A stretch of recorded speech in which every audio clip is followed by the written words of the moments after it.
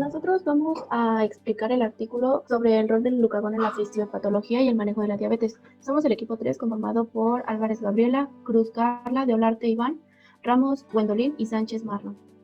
El objetivo de este artículo va a ser ver el papel del glucagón en la diabetes, que es complejo y en algunas circunstancias llega a ser hasta controvertido.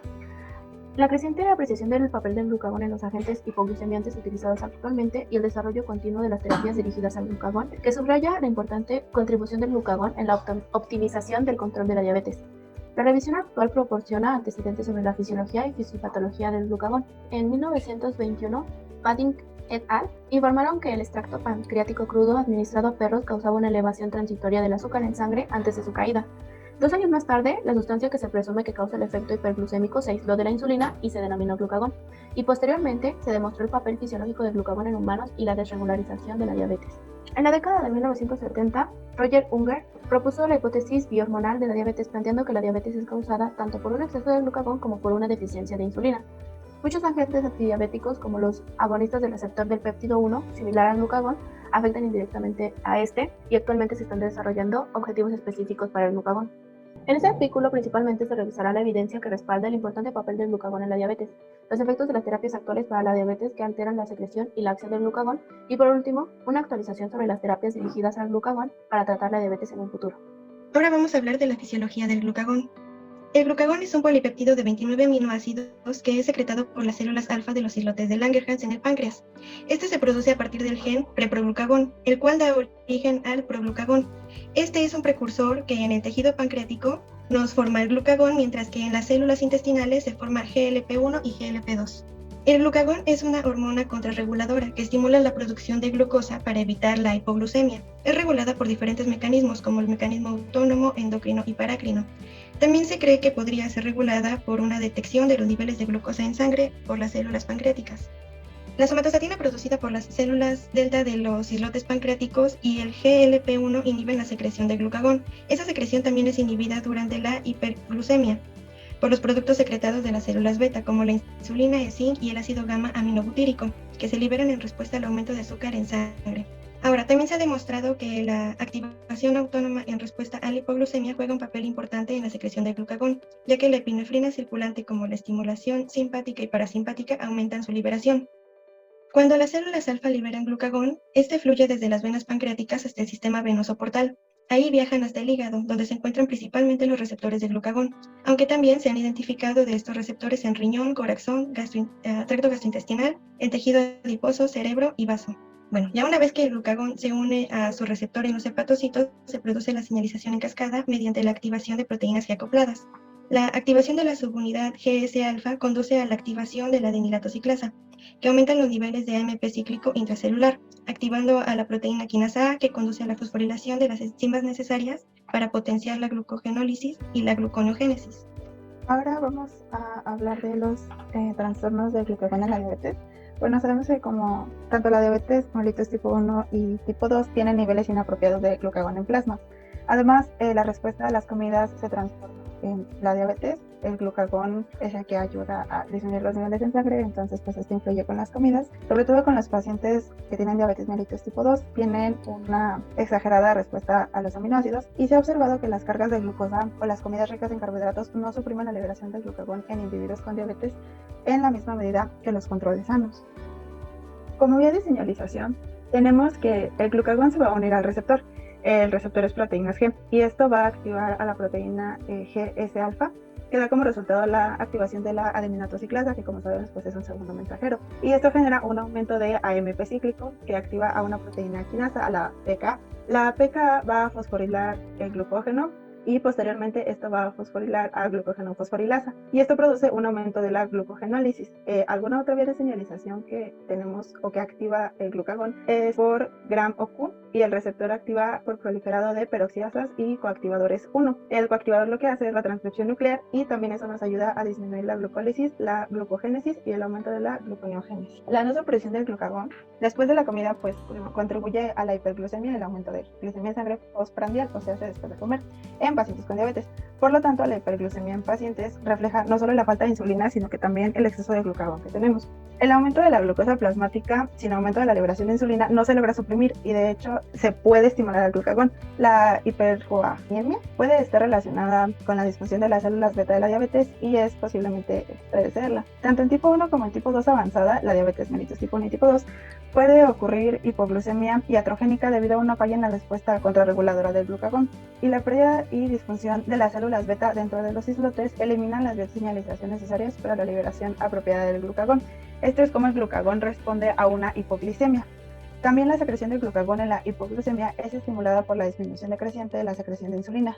Por tanto, en la diabetes mellitus tipo 1 y tipo 2 avanzada, la falta de insulina intraislote y la subsiguiente ausencia de la disminución de crecimiento de la concentración de insulina resulta de la pérdida de la liberación del glucagón. Estos procesos se han estudiado sobre todo en ratones transgénicos porque están genéticamente modificados para presentar este padecimiento y carecen del receptor del glucagón. Entonces, la glucosa plasmática postprandiales y en ayunas significativamente es más baja que en los ratones de control, a los que no están genéticamente modificados. Pero los ratones también tenían niveles de glucagón pues considerablemente elevados y un aumento en el peso del páncreas y en el contenido del glucagón. Cabe destacar que se han observado niveles elevados en estos animales, lo que puede contribuir a cambios glucémicos. Específicamente se trabajó con una cepa separada y los ratones se encontraron pues, con niveles de glucosa en sangre más bajos que los controles, pero se produjo una hipoglucemia grave después de 24 horas de ayuno. Por lo tanto, de esto se encontró que los ratones tenían niveles normales de glucosa en plasma en comparación con sus contrapartes de tipo salvaje, que se volvieron marcadamente hipoglucémicos y cetóticos después de la destrucción de las células beta del páncreas. Hay un largo grupo de fármacos que se utilizan para el tratamiento de la diabetes y que pueden afectar la señalización del glucagón. Estos son la insulina, la metformina, las sulfonilureas, la pramiptida, los agonistas del receptor GLP-1, los inhibidores de la dipeptidilpeptidasa 4 y los inhibidores del transportador sodio-glucosa 2. Inicialmente, la administración de la insulina exógena es capaz de disminuir los niveles plasmáticos de glucagón. Incluso si se administra a altas concentraciones, la insulina exógena puede provocar la supresión total de la actividad del glucagón, y esto lo hace mediante la unión de su receptor, provocando la hiperpolarización de las células alfa, las cuales liberan el glucagón. Por otro lado, la metformina es capaz de suprimir el efecto del glucagón mediante un efecto contrario, ya que la metformina disminuye los niveles de AMP cíclico y el glucagón los aumenta, lo cual neutraliza su señalización. Por otra parte, en las sulfonilureas aún no se ha esclarecido que tengan un efecto contra la producción o contra la actividad del glucagón. La pramiptida, la cual es un homólogo de la amilina, es capaz de disminuir significativamente la concentración de glucagón postprandial. Los agonistas del receptor GLP-1, a pesar de disminuir la liberación del glucagón, no inhiben la actividad total del glucagón en casos de hipoglucemia. Además, los inhibidores de la dipeptidilpeptidasa 4 pueden disminuir la concentración de glucagón postprandial. Sin embargo, estos no son tan efectivos como los inhibidores del receptor GLP-1. Finalmente, los inhibidores del cotransportador sodio-glucosa 2 son capaces de disminuir la concentración de glucagón y también la glucemia. Esto lo realizan mediante la activación de canales de potasio dependientes de ATP, lo cual impide la reabsorción renal de glucosa. Ahora bien, existen diferentes terapias moduladoras de glucagón que se encuentran en pleno desarrollo y se encuentran en sus fases preclínicas. Estos aún se siguen estudiando para un posible tratamiento de la diabetes mellitus tipo 1 o tipo 2, encontrándose que tenemos la tecnología de oligonucleótidos antisentido, los anticuerpos monoclonales, la inhibición de la secreción de glucagón como la ranolazina y antagonistas del receptor de glucagón. Bien, dentro de la tecnología de oligonucleótidos antisentidos, encontramos que estos están dirigidos contra el receptor de glucagón, específicamente al promotor que va a codificar para el receptor de glucagón. Nos ayuda a reducir la expresión del gen del receptor de glucagón y de hecho en este artículo nos menciona que se hizo un estudio en ratones, de aproximadamente administraron esta tecnología por 3 semanas y los ratones presentaban niveles bajos de glucosa, aumentaron los niveles de la secreción de insulina, pero se identificó también que habían reacciones adversas que generaban la hiperplasia de estas células alfa o hipertrofia de las mismas células alfa. Por otro lado, los anticuerpos monoclonales van dirigidos contra el glucagón y el receptor de glucagón. Estos inhiben la unión del glucagón al receptor. En estos aún no se ha encontrado alguna reacción adversa muy grave, por lo que en este estudio preclínico sí se está poniendo más atención para poder desarrollar anticuerpos monoclonales específicos para el tratamiento de la diabetes. Hasta ahorita se están haciendo estudios en roedores y monos para poder establecer mejor todos los efectos adversos que podría tener. Ambos aumentan los niveles del péptido 1 parecido al glucagón.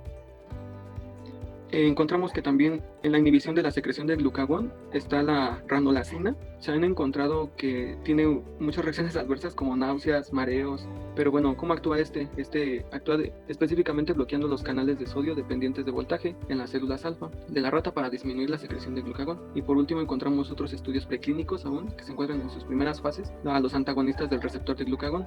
Estos se unen al receptor, pero sin desencadenar la señalización para la secreción de glucagón. Actualmente se están evaluando los efectos adversos de esta técnica porque aún no se cuenta con información para poder saber si es recomendable utilizarse en humanos o no, aunque se ha encontrado que en roedores sí aumenta los niveles de colesterol y aumentaron también de peso corporal y se aumentó la presión. Como conclusión, la desregulación del glucagón contribuye sustancialmente a la fisiopatología de la diabetes y la utilización de terapias hipoglucémicas dirigidas a este pueden ayudar a controlar la glucemia o la diabetes. Ciertos agentes que se utilizan actualmente para tratar la diabetes pueden ejercer algunos de sus efectos hipoglucémicos al restringir la secreción del glucagón o inhibir la acción del glucagón, como lo vimos anteriormente. Lo que es importante destacar es que se han descubierto que los agonistas del receptor GLP-1 y los inhibidores de dipeptilpeptidasa 4 mejoran el control glucémico, esto sin aumentar la secreción de insulina en determinadas sustancias, lo que subraya la importancia del glucagón. Alternativamente, el efecto de las sulfonilureas, como ya lo vimos, sobre la secreción del glucagón sigue sin estar claro y se ha demostrado que los inhibidores de SGLT2 mejoran la secreción del glucagón en las células alfa. Los objetivos específicos del receptor del glucagón han mostrado resultados prometedores en datos preclínicos y actualmente se están estudiando en ensayos clínicos de fase inicial, como ya nos lo mencionó nuestro compañero. Por último, se requiere más investigación sobre la seguridad de estos agentes en humanos, especialmente a la luz de los aumentos de colesterol y las enzimas hepáticas que se observan con algunos antagonistas del receptor del glucagón. Llegamos a la conclusión de que la optimización de la terapia para la diabetes en un futuro requerirá una orientación especializada de la disfunción de las células alfas equilibrada con la terapia del reemplazo de insulina.